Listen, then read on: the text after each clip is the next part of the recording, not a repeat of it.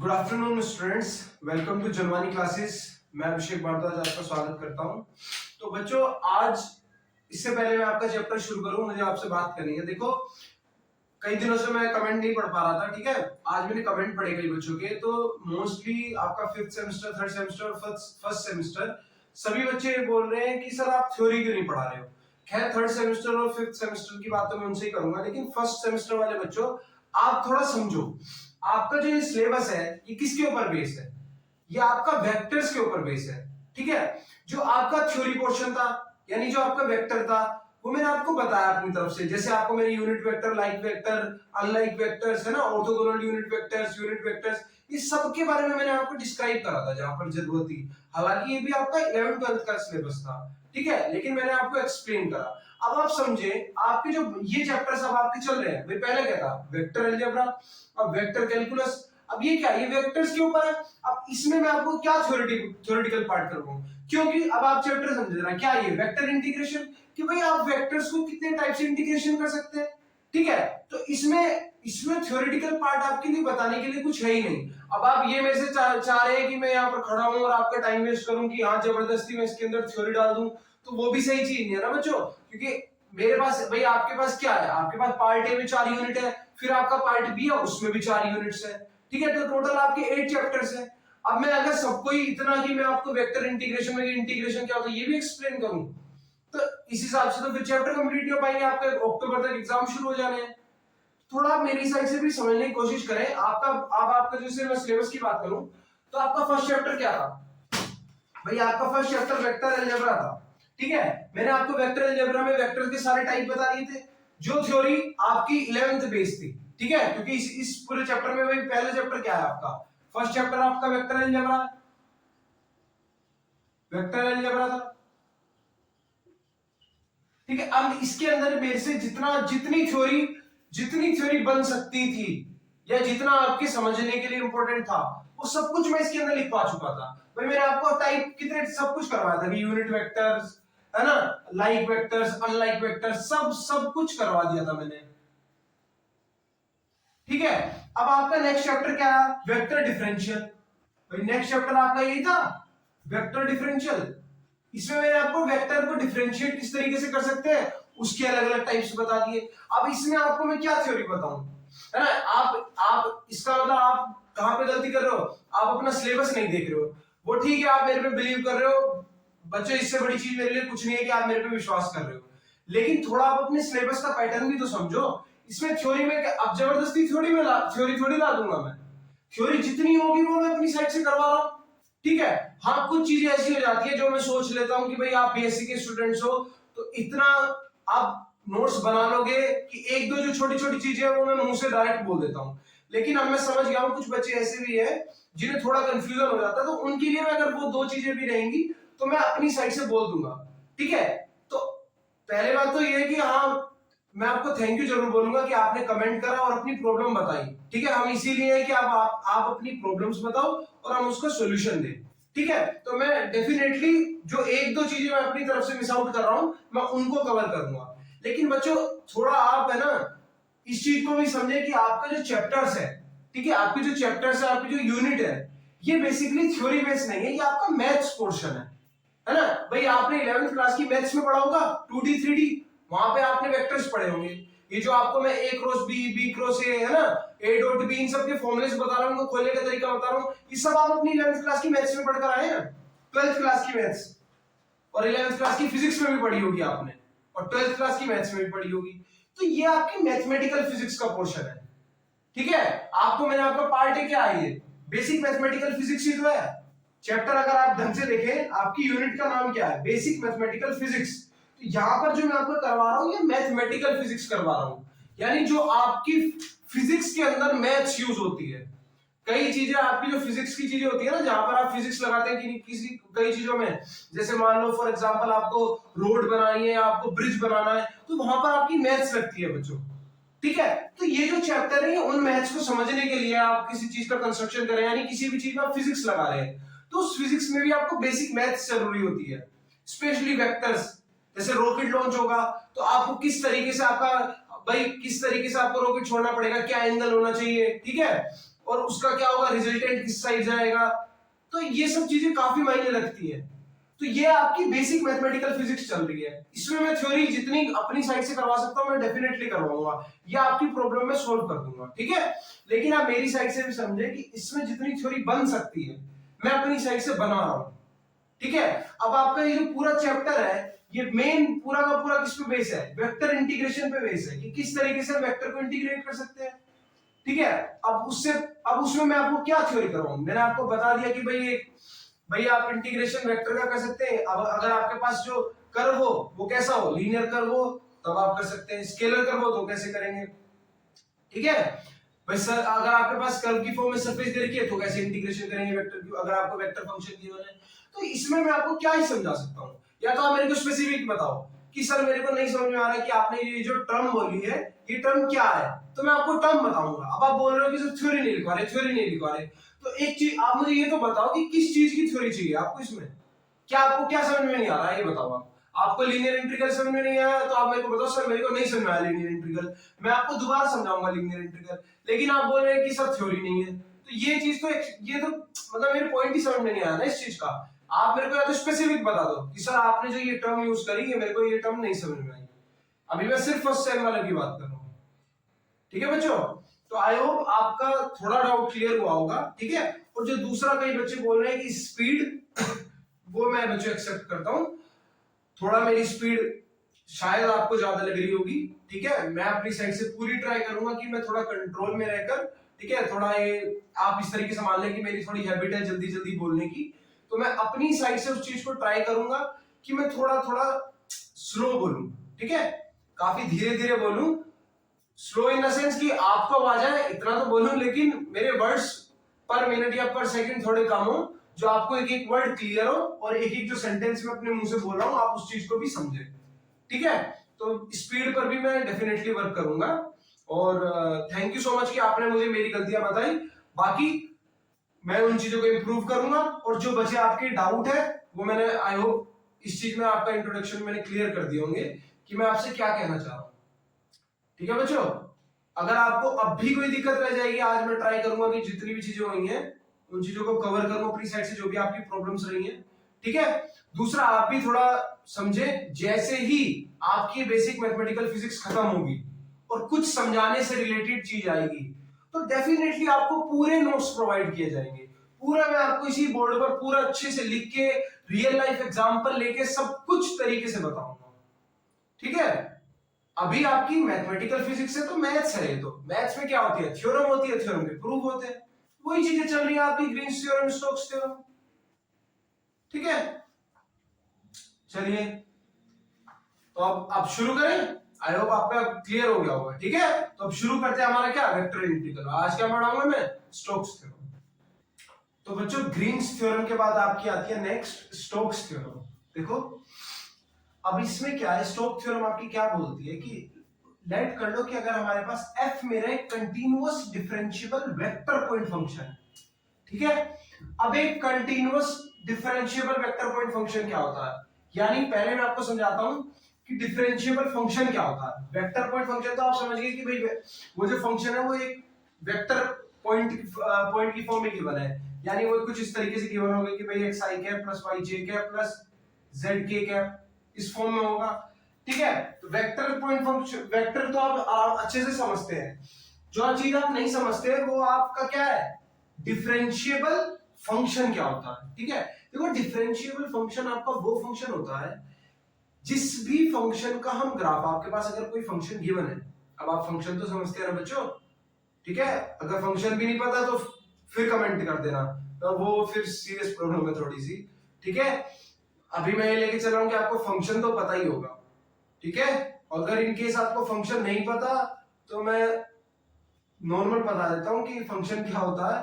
Function हम इस तरीके से बोल देते हैं कि जैसे कि मान लो x की वैल्यू जो है वो y+2 है, तो मैं बोल दूंगा कि जो x है वो y का फंक्शन है, यानी x की जो वैल्यू है वो y पे डिपेंड है, ठीक है। आई होप अब आपको फंक्शन का थोड़ा सा क्लियर हो गया होगा। तो मैं ऐसे बोल सकता हूं कि fx जो है वो आपका इक्वल्स टू y है, यानी फंक्शन ऑफ x जो है वो आपका y है, ठीक है।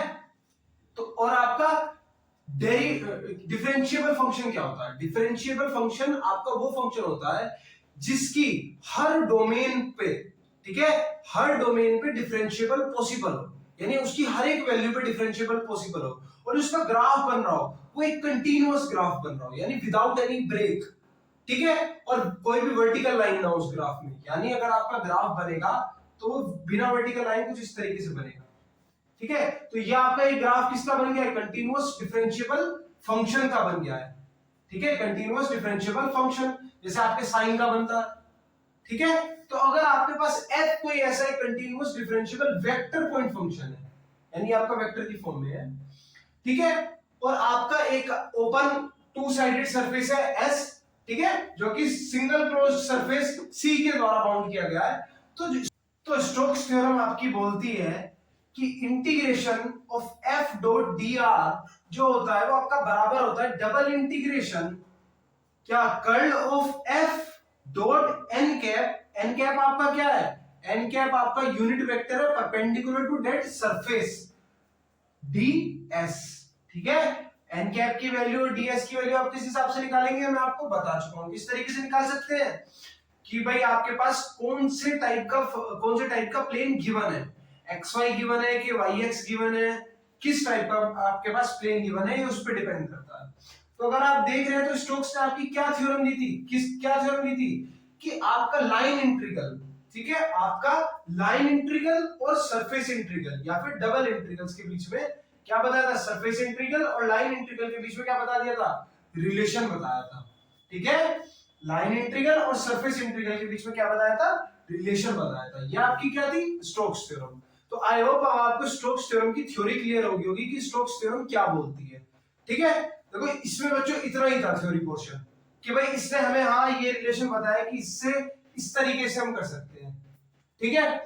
ये एक आपका, अब इसमें आपका कोई डेरिवेटिव नहीं है, कई सारे क्वेश्चंस अलग अलग टाइप के करे गए, मतलब कई जगह देखा गया तो बार बार ये रिलेशन निकल के आ रहा था ऑटोमेटिक, ठीक है। ये रिलेशन निकल के आया अपने आप कि एक बार हमने पहले इस तरीके से सॉल्व करा तो हम पे एक आंसर आया, फिर हमने उसी सेम क्वेश्चन को अगर इस तरीके से सॉल्व करा था तो हम पे वहां से भी वही सेम आंसर निकल के आया, ठीक है। तो ये वाला जो है ये आपका क्वेश्चन बेस्ड है, स्टोक्स थ्योरम जो है स्टोक्स ने बाद में रिजल्ट दे दिया था, ठीक है। तो अब मैं आपको इसी के बेस पे क्वेश्चंस करवाऊंगा और ये वेरीफाई भी करवाऊंगा क्वेश्चंस के थ्रू, ठीक है। ये आपके मैं वैसे डायरेक्ट इसको वेरीफाई नहीं कर सकते, क्वेश्चंस के थ्रू ही वेरीफाई कर सकते हैं, ठीक है। पहले मैं एक नॉर्मल इस फॉर्मूले से रिलेटेड क्वेश्चन कराऊंगा, फिर मैं एक इसको वेरीफाई करने वाला भी क्वेश्चन करवा दूंगा जो आपका थोड़ा डाउट क्लियर हो जाए अच्छे से, ठीक है बच्चों। तो जो बच्चे इसे नोट करना चाहते हैं इसे नोट कर लो आप। तो आपका क्वेश्चन है हमें स्टोक्स थ्योरम का यूज करना है इसकी वैल्यू को डिटरमाइन करने के लिए, ठीक है। आपको जो सीक जो आपका कर्व दिया है वो क्या है? वो स्क्वायर है जिसकी वर्टिसेस क्या क्या है? 1 1 -1 -1 1 -1 -1 1। तो सबसे पहले तो वो स्क्वायर बनाएंगे, मान लो ये हमारे पास हमारा कोऑर्डिनेट सिस्टम है, तो 1 1 किधर होगा? 1 1 समवेयर इधर होगा। देखो इस टाइप के क्वेश्चंस में आपकी फिगर सबसे इंपॉर्टेंट रोल प्ले करती है।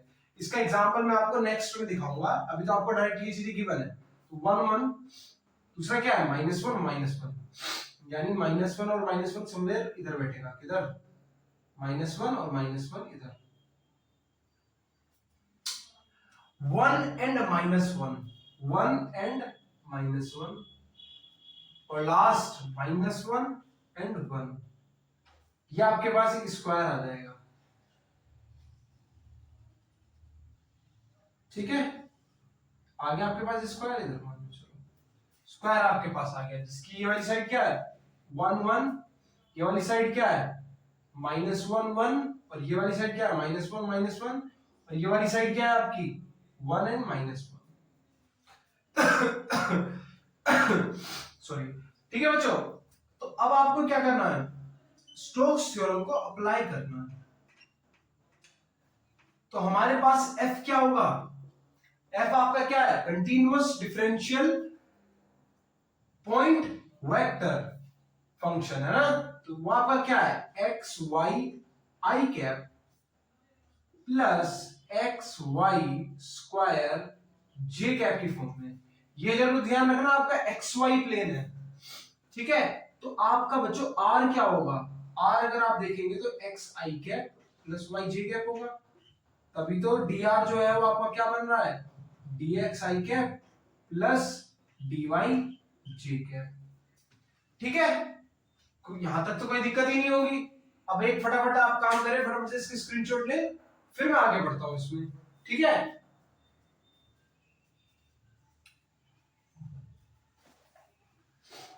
तो बच्चों अब हम स्टोक्स थ्योरम का अप्लाई करेंगे, और स्टोक्स थ्योरम आपकी क्या थी, क्या थी आपकी स्टोक्स थ्योरम, स्टोक्स थ्योरम थी आपकी इंटीग्रेशन, कैसा, linear integration of F dot D R बराबर किसके होता है, surface integral curve of F N cap DS के, ठीक है।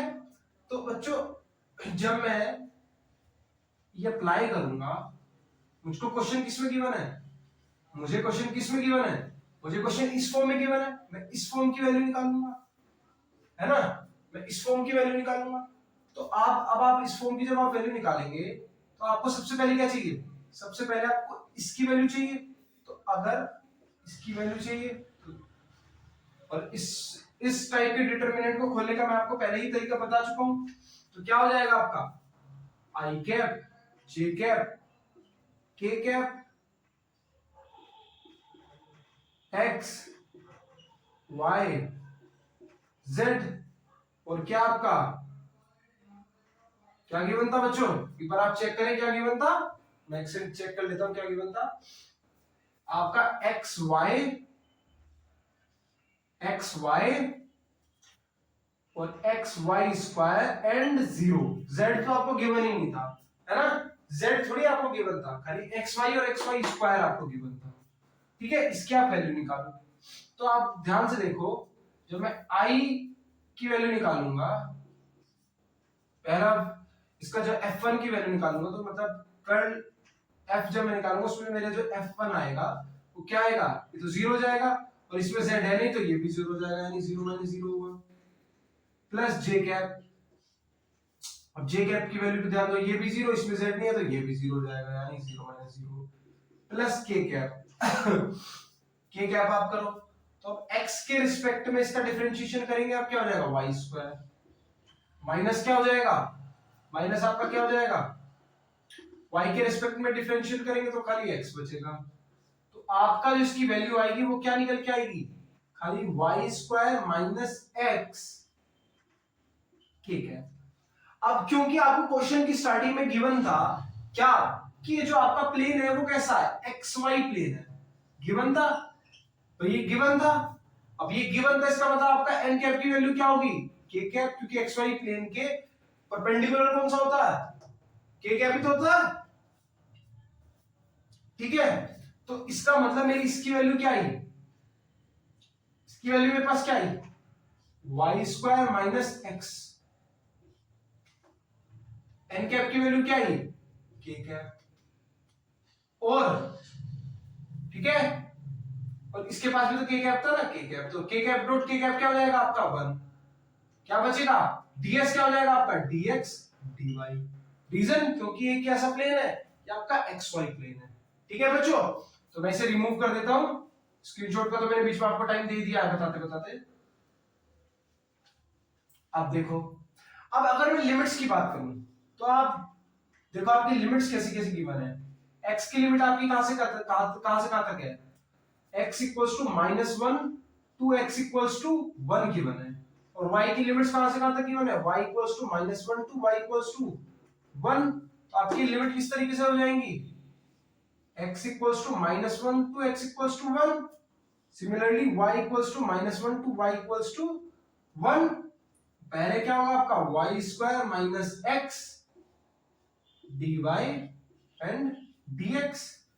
जब आप इसे ओपन करेंगे तो आपकी वैल्यू क्या आएगी, -1 टू +1, और ये क्या हो जाएगा आपका, क्या हो जाएगा आपका, ये हो जाएगा आपका y power 3 by 3 minus X Y limit -1 to 1 and dx, ठीक है, एंड dx, ठीक है बच्चों। अब आपका ये क्या हो जाएगा, -1 to 1 वैल्यू पुट करें तो ये जाएगा आपका 1/3 माइनस और माइनस का 1/3 यानी +1/3 आ जाएगा, ठीक है, +1/3 आ जाएगा।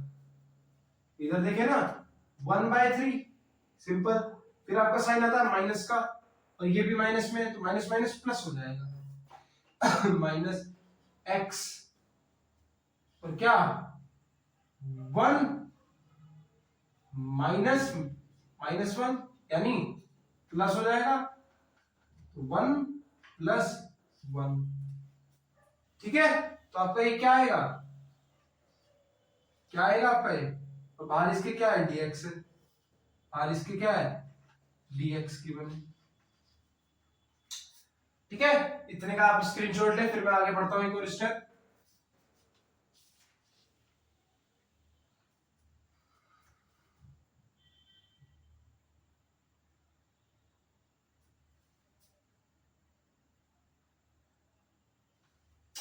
ठीक है, तो आपका ये क्या हो जाएगा, इंटीग्रेशन करके क्या आएगा -1 to 1, ये क्या हो जाएगा 2/3 माइनस 2x और क्या dx। अब हम क्या करेंगे, अब हम इसका इंटीग्रेशन करेंगे, ठीक है। अब हम इसका इंटीग्रेशन करेंगे तो क्या होगा इसका इंटीग्रेशन, 2/3x माइनस 2x² 2 और लिमिट पुट कर देंगे -1 to 1, ठीक है। तो क्या हो जाएगा ये 2/3 1 + 1 -2 से 2 कैंसिल आउट हो जाएगा, यहां तो क्लियर। तो क्या हो जाएगा आपका 1 - 1 क्योंकि -1 का स्क्वायर तो 1 ही हो जाएगा, तो ये 1 - 1 ये तो 0 हो जाएगा। बचेगा क्या आपका, खाली ये वाला पोर्शन बचेगा। ये आपका क्या हो जाएगा 2 1 + 1 2 2 2 जा 4/3 इसका क्या होगा आंसर, ठीक है। ये आपका है आंसर। जो आपकी लीनियर इंटीग्रेशन ऑफ f.dr की वैल्यू आई है वो क्या आई है 4/3, ठीक है बच्चों। ये चीज आई होप अब आपको क्लियर होगी, ठीक है। तो बच्चों आज के लिए इतना ही रखते हैं, ठीक है। आई होप अब आज आपके थोड़े से डाउट्स क्लियर हुए होंगे, जो आपकी प्रॉब्लम्स थी वो भी, उनका भी सॉल्यूशन दिया गया होगा। और बच्चों थोड़ा सा ट्राई करो कि क्वेश्चन रिलेटेड प्रॉब्लम्स भी मेरे पास आए, ठीक है। ये अच्छी चीज है कि आपने बताया कि आपको कहां पर दिक्कत हो रही है समझने में, लेकिन क्वेश्चन से रिलेटेड प्रॉब्लम भी आएंगी तो मुझे और अच्छा लगेगा, ठीक है। मुझे अच्छा लगा कि आपने रिप्लाई करा, इसका मतलब आप अच्छे से वीडियोस को अटेंड कर रहे हैं, ठीक है। और मैं पूरा ट्राई करूंगा कि मेरी साइड से कोई मिस्टेक्स ना हो, और आप भी ट्राई करें कि थोड़ा सा समझें कि आपका जो चैप्टर चल रहा है वो क्या है, उसका बेस क्या है, ठीक है। इस चीज को भी आप समझें। खैर इसका मैं आपको टाइम दे चुका हूँ, काफी कुछ आपको समझा चुका हूँ, और आप समझदार बच्चे कोई है ना 6th 7th के बच्चे थोड़ी है, ठीक है। तो आज की क्लास के लिए इतना ही रखते हैं, थैंक यू वेरी मच।